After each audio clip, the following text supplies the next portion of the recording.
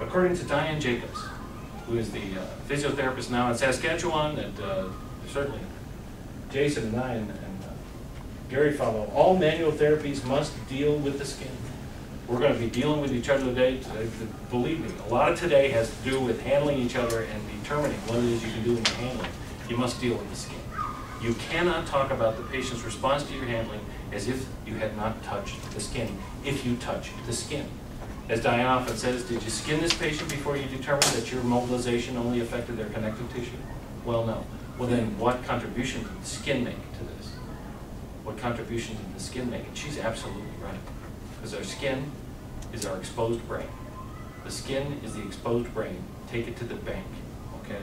That is a defensible statement. I'll talk more about that.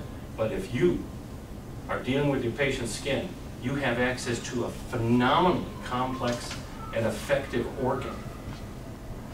Phenomenally complex and effective, and you cannot treat it as if it were not there.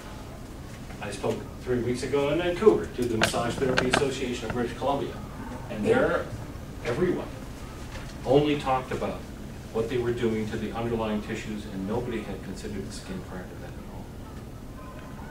Which is funny. It's really kind of funny.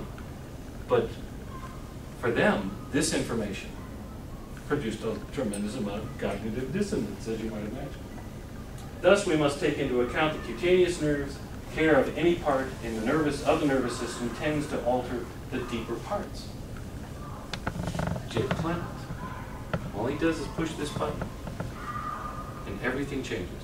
Everything changes. That's a defensible statement that happens in the body just like it happens in Beverly Hills.